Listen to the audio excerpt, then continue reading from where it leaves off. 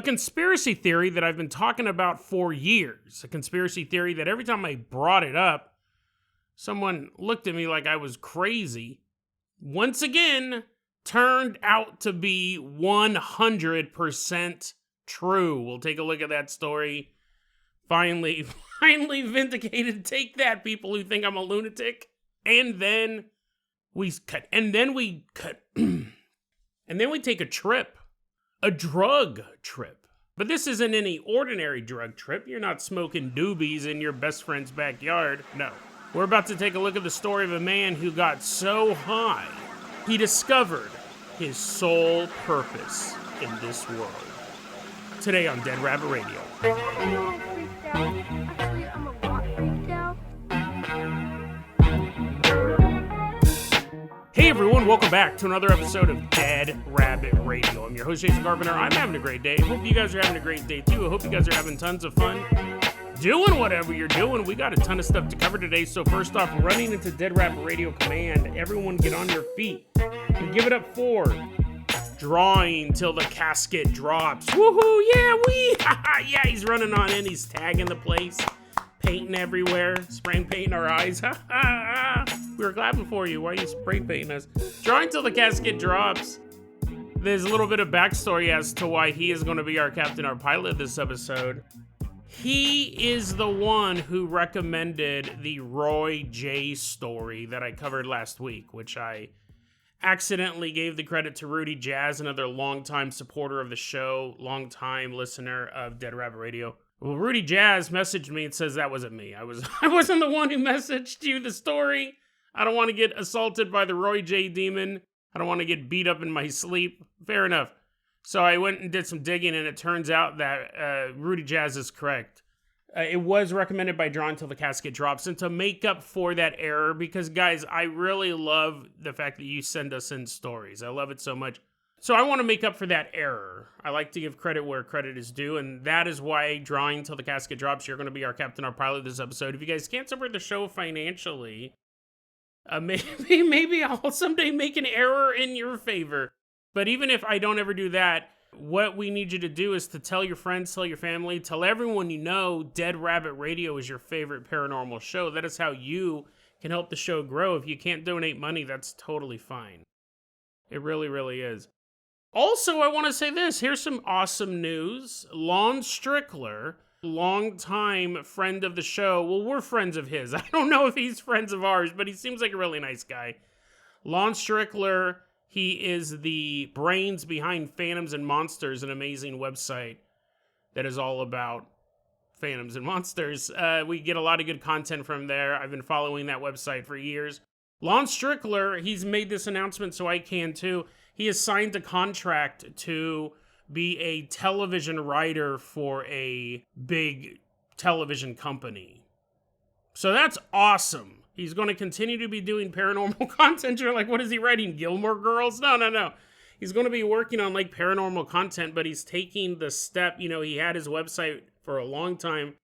He had his own podcast, Phantoms and Monsters, and now he's moving up and he's going to start doing television work. That's fantastic. That really is. I mean, I know that this doesn't pay as probably nearly as much as a television gig does, so Lon Strickler, best of luck to you. Moving on up through the world. He seems to be a really nice guy. I've interacted with him off and on over the years, so congrats, Lon Strickler. Okay, let's go ahead and get started. Drawing Till the Casket Drops. Let's go ahead and start off by tossing you a big bag of fuel for the Bunny Blimp. Don't we have a hot air balloon? That's kind of what I wanted to ride. Yeah, if we don't, I'm making one up now. Go ahead and hook up that bag of fuel to the hair hot air balloon and take us up and away out of Dead Rabbit Radio Command all the way out to China.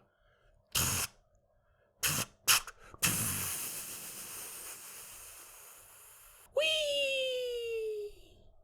We're headed all the way out to China, and when we land, we find ourselves walking into a CIA safe house. And you're like, I don't know, man, this episode might be too dangerous to listen to. You're in China right now. You're like, I didn't mean to listen to a CIA podcast. This isn't to be very clear, this isn't a CIA podcast. Longtime listeners of Dead Rabbit Radio know that the CIA cost me $3,000.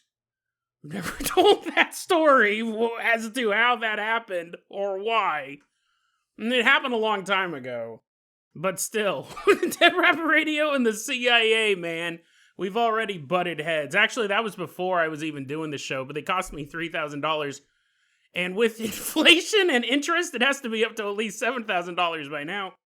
Anyways, this is not a CIA podcast, but I'm walking you into a CIA. I push you in and I shut the door and I'm banging on it. Give me $3,000. I run away.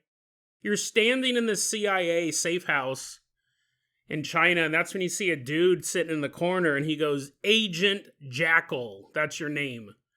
Agent Jackal. We have a special assignment for you. We need you to spy on the Chinese government for us. Now, we have an ingenious way of communicating with you in the field, because it's a dangerous job. And we're going to have to be able to communicate with you without, knocking on your door. And that's when the agent hands you a piece of paper and says, go to your apartment that we just rented you in China. Go there. You're like, but all my stuff, I have a job. No, you work for the CIA now. We pay you $3,000 a day. Go back to your new apartment in China and open this envelope up. Follow the instructions. So you do. You leave the safe house, you find out you're living in an apartment in China now.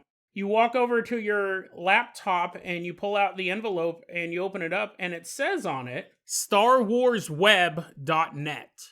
So you type it into your web browser and all of a sudden, you're greeted with a fan page for Star Wars info.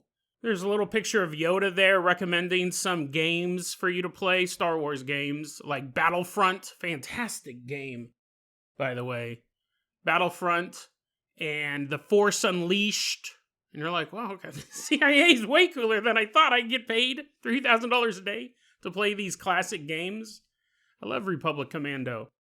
And you're sitting there and you're scrolling and you're looking at all this Star Wars gossip. Did you know Darth Vader is dating Mon Mothma? You're reading all of this Star Wars stuff and you're just kind of clicking around. It is, on first observation, a Star Wars fan page. More professional than most.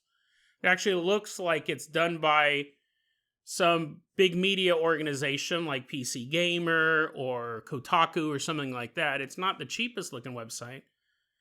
But it's not done by any of the mainstream nerd groups. It's not done by any of the mainstream gaming groups or sci-fi clubs or anything like that.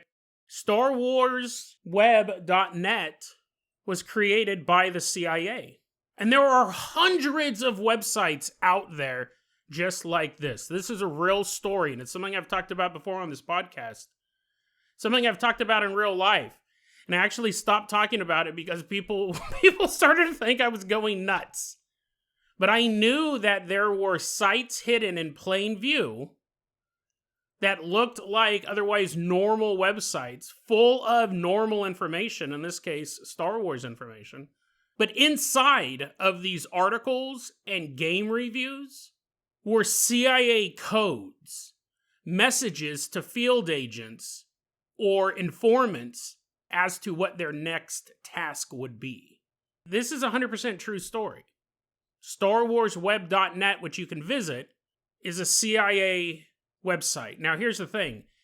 If you go to the link in the show notes, it will take you to the fan page. If you type in StarWarsWeb.net into your search browser right now, it'll bring up CIA.gov. It'll bring you directly to the CIA's homepage. This is an ingenious method. You're like, wait a second, Jason, did you just reveal this? You're like, and I have more information, and I'll reveal all of it unless I get $3,000. No. This story has a very sad, like that in and of itself is fascinating, but the story takes a very sad, dark turn really quickly. Because it's true. The CIA was using websites like this as well as other fan websites, gaming websites, nerd culture websites, and a ton of other different types of websites as well to talk to informants and agents in other countries. Originally, this was set up to deliver quick messages during Gulf War II. This was set up for field agents to be able to talk to each other rapidly. That was fairly undetectable.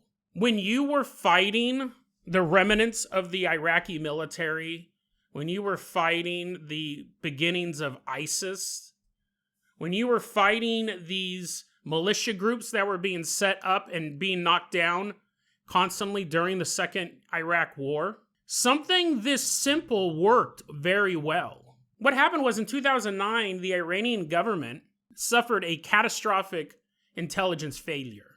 And they couldn't figure out how that happened. I believe it was the Stuxnet virus. It was either the Stuxnet virus, I forgot to put it in my notes, or it was an attack on one of their nuclear facilities, or it was the assassinations of some leaders. I'm sorry, I forgot to put it in my notes. But whatever it was, the Iranians go, how in the world did anyone know about this? How are they able to plan this against us? What they did was they made a short list of anyone who knew anything about this project and began questioning them. And eventually they found the mole, and they forced her to become a double agent. And they said, you need to now start spying on the CIA for us. And at that point, she revealed, well, the way that they've been talking to me is using these websites. And she'd pull them up, StarWarsWeb.net. There's codes and there's hidden messages in here that if you just looked at it, if you were looking for Star Wars news, you would never, ever suspect that there's a code. It's just an article about Yoda's homeworld or something like that. But if you had the key to the code, it was saying, we want you to travel to Morocco so we can have a one-on-one meeting with you. Now, the Iranians, I didn't know this before reading this article, the Iranians have one of the most efficient anti-spying networks in the world. They're ranked up there with China and Russia, and some would argue that Iran and China supersedes Russia's anti-intelligence operations. Once the Iranians had a website that they could look at, they go, okay, let's see if we can Google other websites like this and see if we can break the operation open. And by simply using Google terms like X and, you know how you can do the and or the or the not, you can add those into the search bar to really specify something. Once they knew what one of these websites looked like and how it was built, they were kind of able to reverse engineer it, and using generic search terms, using the tools that Google gives you to search for things, they began to uncover other CIA websites. Because they were able to see that the information was the same spread across this, and then eventually they realized something. All of the IP addresses for all of the hundreds of the CIA websites were sequential.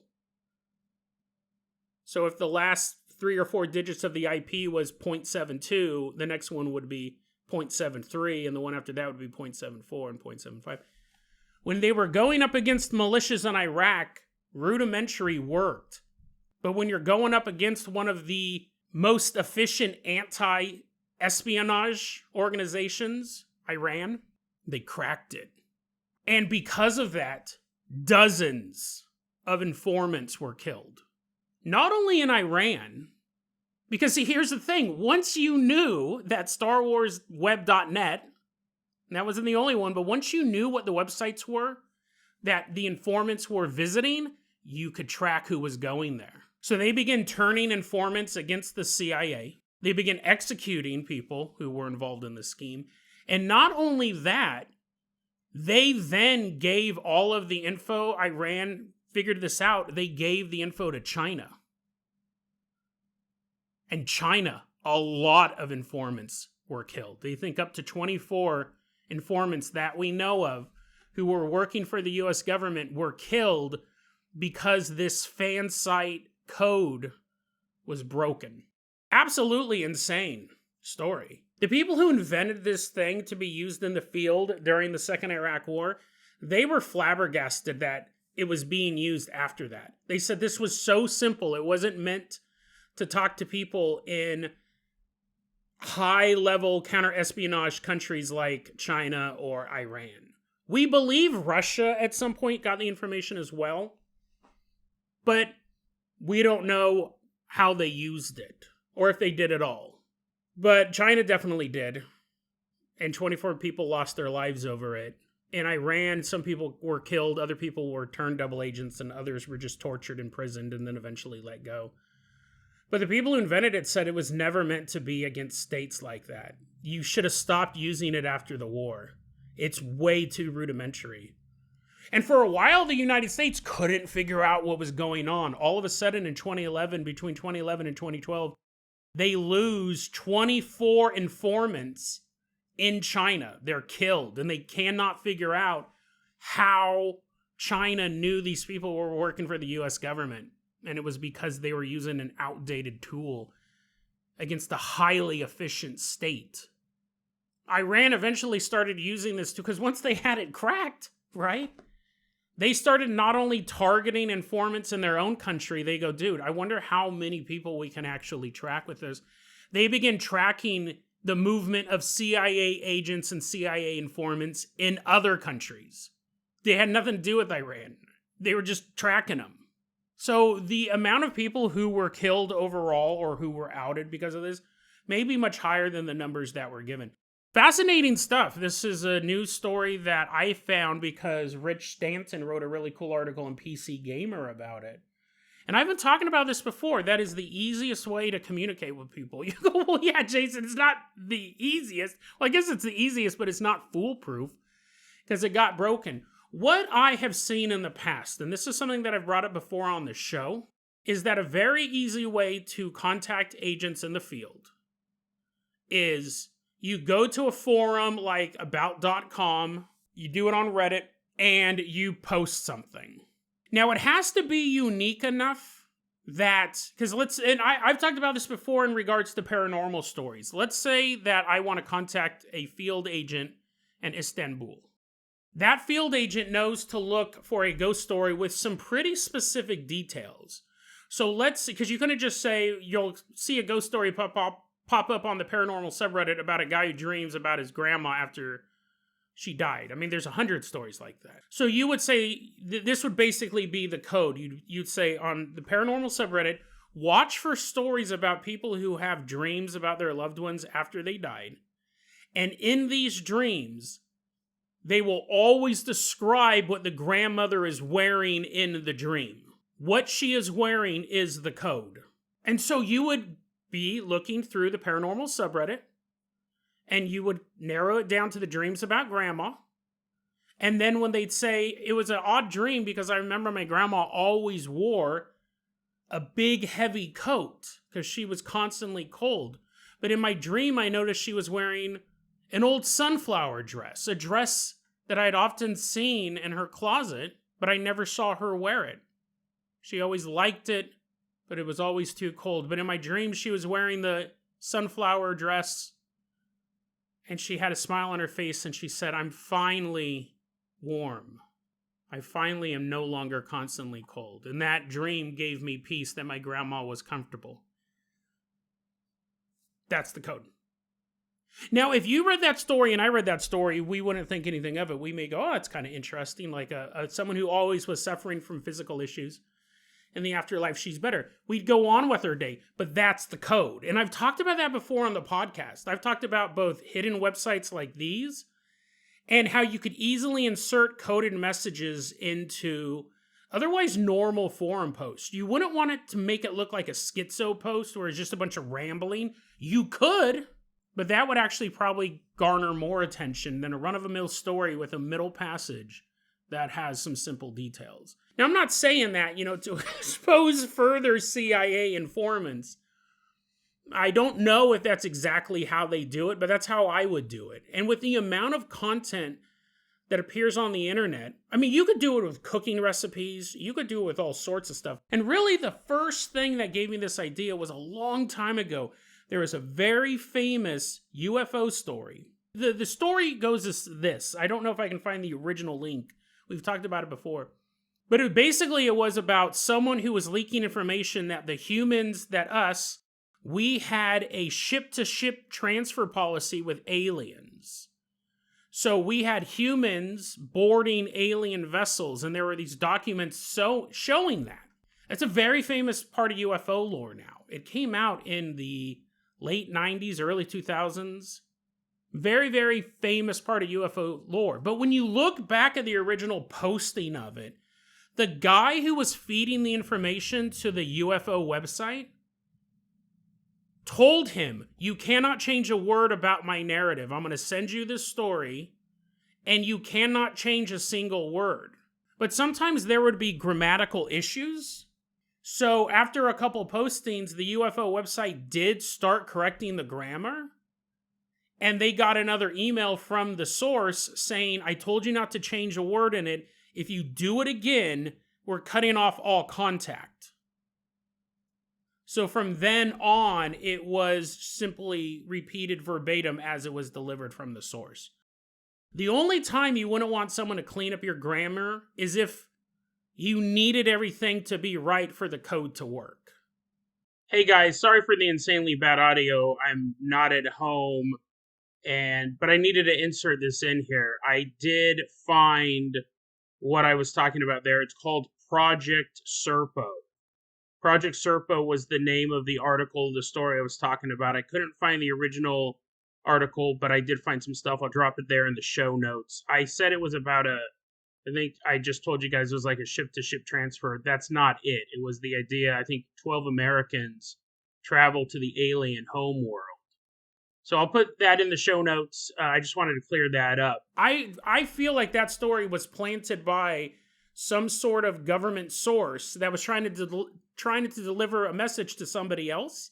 And because this UFO story was viral, because it was so compelling, it was being talked about all over the conspiracy theory world and the UFO world, the agent could find it easier. But if you change the grammar, the code wouldn't work. Nowadays with Reddit, and with the X board, or anywhere on 4chan, you can post it yourself and have the agent find it. Say, you're going to be subscribed to the paranormal board, or the pets board, or the skateboard board, or whatever. And you're going to look for this post, and you're going to read it, and you're going to know the code. I don't think that happens all the time, but I think it happens way more than we think. Drawing till the casket drops. Let's go ahead and toss you the keys to the world famous Carpenter copter. We're leaving behind China. Why don't you fly us all the way out to Florida? Headed all the way out to Florida. Specifically, we're headed to Orlando, Florida. The year is 1991. We are at Lollapalooza, the world famous music tour. We're in the crowd. We're like, yeah, woohoo. We're all dancing around and stuff like that. We're surrounded by thousands of sweaty bodies rubbing up against us. Woo-hoo-hoo-hoo. We're all dancing around. And then we see the music hasn't even started yet. We're all just also tripping off drugs and stuff. We're like, this is the best song ever. It's just a plane flying by. Well, eventually, 9 Inch Nails comes on stage. Woo, yeah, I love you, woo. And he's singing a song that I'll have to change the lyrics for copyright and for cussing. I wanna hug you like an animal, dun, dun, dun, dun, dun. Yeah, I'm hugging you, dun, dun, dun. We're all dancing, dun, dun. I wanna hug you like an... like that actually is kind of more disturbing. He's up there, he's all hugging cows and hugging dogs. You bring me closer to God. And we're all dancing. We're like, yeah, dude, 9 Inch Nails is awesome. Trent Reznor is up on stage and he's talking about how much he wants to hug animals. He really, really loves animals. But there's almost a contrast to his song. Suspended above him on stage is a real dead pig.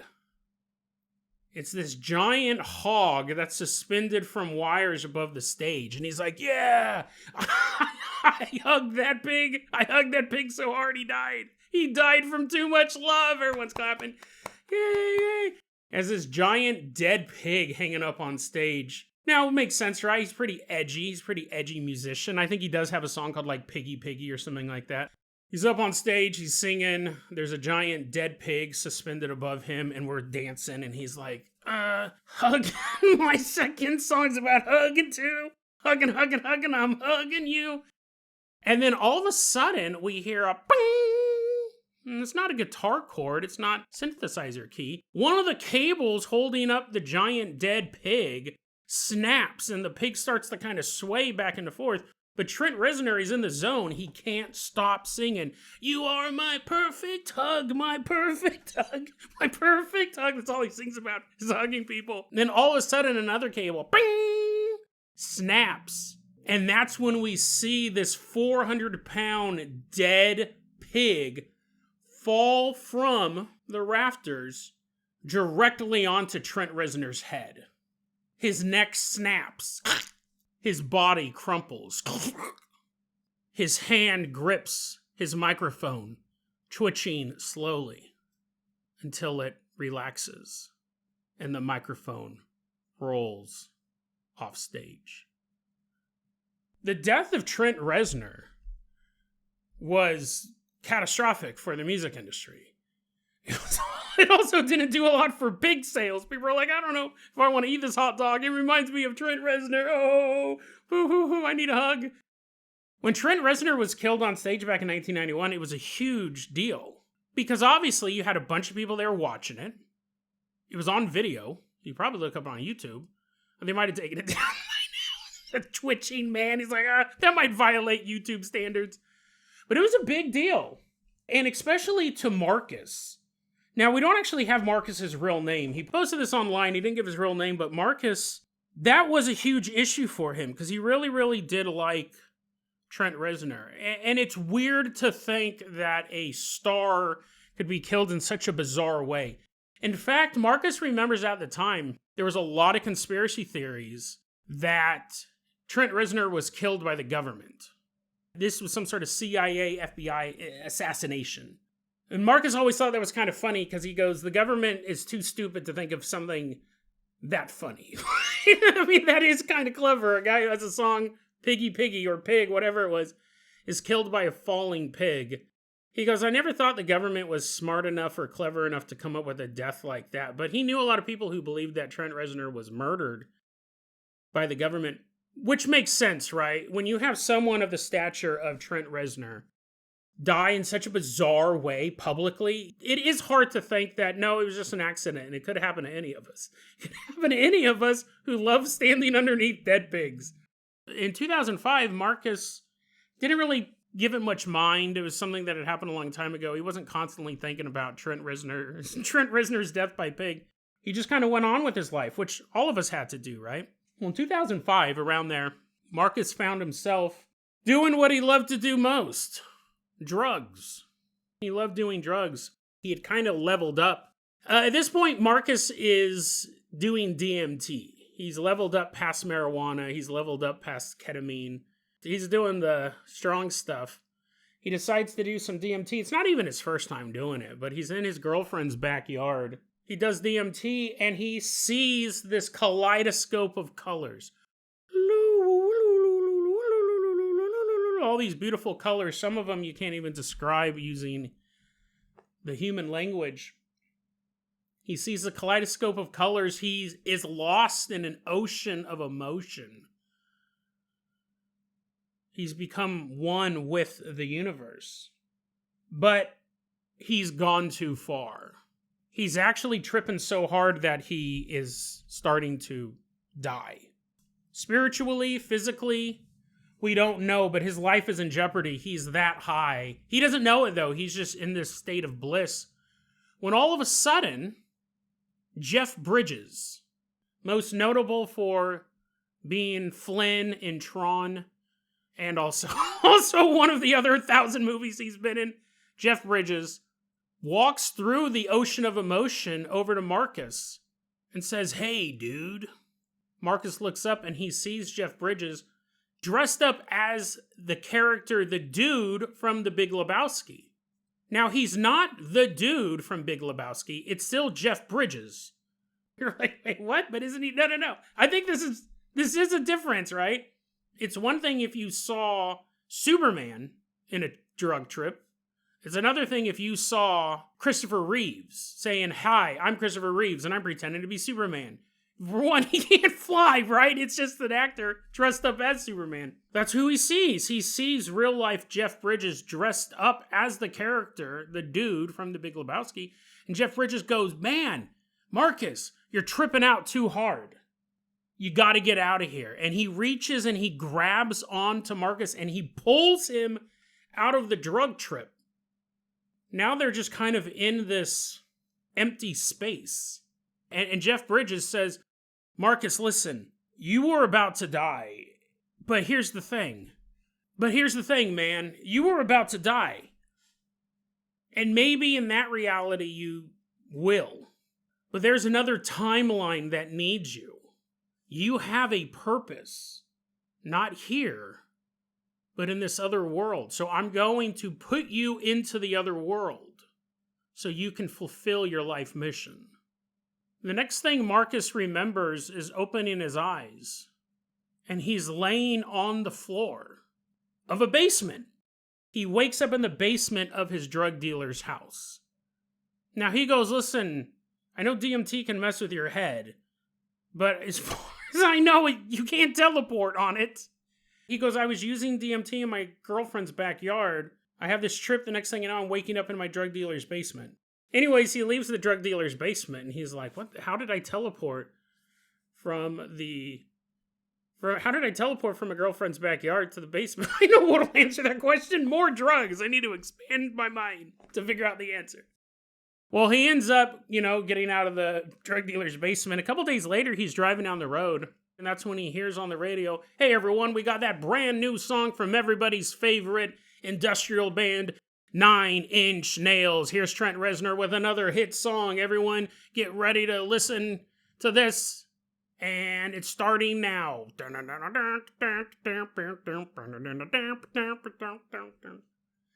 Marcus is driving his car and he's like, what? Trent Reznor's new song? Trent Reznor's been dead for 6 years. And he pulls over the car and he's sitting there. Marcus goes, this is impossible. And he actually goes home and he goes home to look it up online. Is Trent Reznor still alive? Yeah, he's still alive. He just released the new album. Marcus comes from a world where Trent Reznor died in 1991 at Lollapalooza. He goes, I remember every detail about it. I remember even my dumb friends trying to tell me he was assassinated by the government. But now, since I woke up in my drug dealer's basement, I'm in a world where Trent Reznor, thankfully, is alive again, putting out new music. He starts to notice other things that are different from his initial timeline as well. Another big one is that in the 2004 election between George W. Bush and John Kerry won and had been president for about a year.